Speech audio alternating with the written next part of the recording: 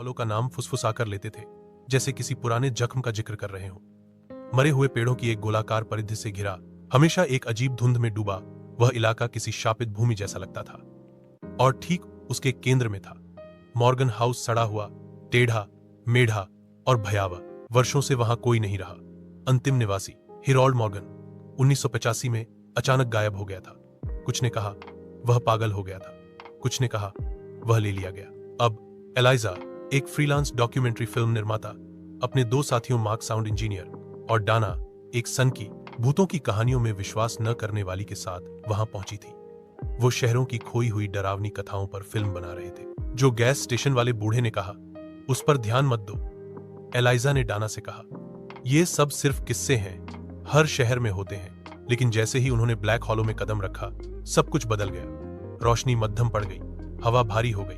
Mark ने तुरंत कहा कि उसके कानों में घंटी सी बज रही है। परिंदे चुप हो गए और उनके कदमों की भी कोई आवाज नहीं थी।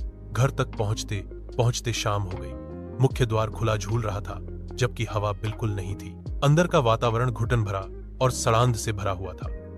दीवारों की वॉलपेपर धड़कती प्रतीत हो रही थी, जैसे किसी की त्वचा। एक विशाल दर्पण उनके सामने आया, काली पत्थर से बना फ्रेम और आश्चर्यजनक रूप से धूल से एकदम साफ। डाना ने धीरे से कहा, हम अजीब दिख रहे हैं इसमें। देखो, परछायां साथ नहीं चल रही। उस रात वे घर के अंदर ही सो गए। रात के 3:17 AM पर डाना चीख पड़ी। एलाइजा जागी तो डाना दर्पण की ओर इशारा कर रही थी, कांपते हुए। कुछ था उसमें। उसने मुझे देखा और मुस्कुराया, लेकिन कैमरे की फुटेज में डाना पूरी रात अपने स्लीपिंग बैग में सोती दिख रही थी। सुबह होते ही मार्क गायब था। उसका स्लीपिंग बैग वैसा ही था, बंद, लेकिन अंदर सिर्फ उसकी खाल की एक लंबी पतली पट्टी रखी थी। उन्होंने पूरा घर छान मारा।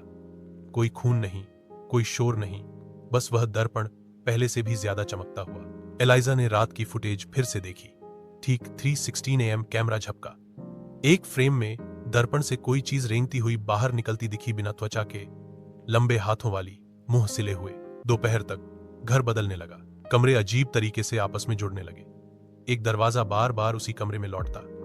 खिड़कियों से अजीब नजारे दिखने लगे। एक बार डाना ने बाहर देखा तो लाल आसमान के नीचे काले फूलों का खेत दिखा।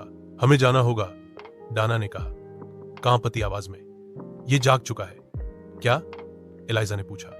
घर। जब वे बाहर निकलने लगी, मुख्य दरवाजा गायब हो चुका था। वहां अब सिर्फ दीवार थी। दर्पण की परछाई में अचानक हेरोल्ड मॉर्गन प्रकट हुआ। उसने होठों पर उंगली रखी। Shush shush. एलाइजा ने कैमरा गिरा दिया। फिर उन्होंने एक आवाज सुनी, मार्क की आवाज। दोस्तों, नीचे हूं, मेरी मदद करो। डाना बेसमेंट की ओर दौड़ पड़ी।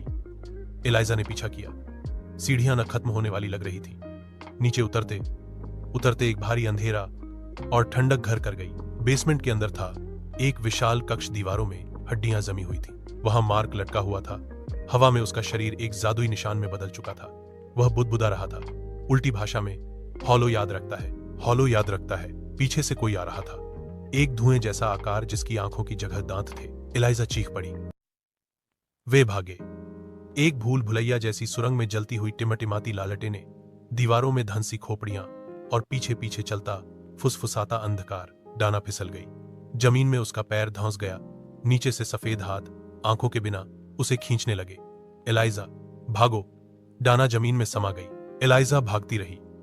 वह फिर से हॉलवे में आ गई, लेकिन अब सब नया दिख रहा था। चमचमाते फर्श, दीवारें साफ और गैस लैंप जलते हुए। दर्पण वहीं था। अब उसकी परछाई मुस्कुरा रही थी। उसके पीछे सैकड़ों चेहरों की परछाइयां थीं। सब चिल्ला रहे थे, लेकिन आवाज नहीं आ रही थी। तभी दर्पण से एक हाथ निकला, लंबी उंगलियां, बिना त्वचा के, और उंगली में हेरोल्ड की अंगूठी। उसने कैमरा खींच लिया अंदर। एलाइजा भागती हुई अटारी तक पहुंची। वहां पुराने जर्नल्स थे हेरोल्ड मॉर्गन के। उसने लिखा था हॉलो गॉड के बारे में, एक ऐसा देवता जो शब्दों को खाता था, आवाज से नफरत करता था। तभी सब साइलेंट हो गया।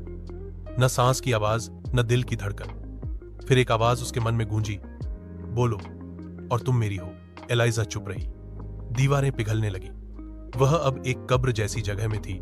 सामने हड्डियों का सिंहासन, जिस पर बैठा था हॉलो गॉड, एक ऐसा प्राणी जो सिर्फ मुंह था और हर मुंह सिला हुआ। वह उसे देखता रहा, इंतजार करता रहा। एलाइजा ने कोई आवाज नहीं की। वह जाग गई। ब्लैक हॉलो के बाहर दिन निकल आया था। पेड़ हरे थे, परिंदे चहचहा रहे थे। उसके हाथ में हेरोल्ड की डायरी थी। घर गायब हो चुका था। मार्क और डाना कभी नहीं मिले। एलाइजा ने कभी वो डॉक्यूमेंट्री पूरी नहीं की और उसने कभी फिर से बोला नहीं, पर वह लिखती है,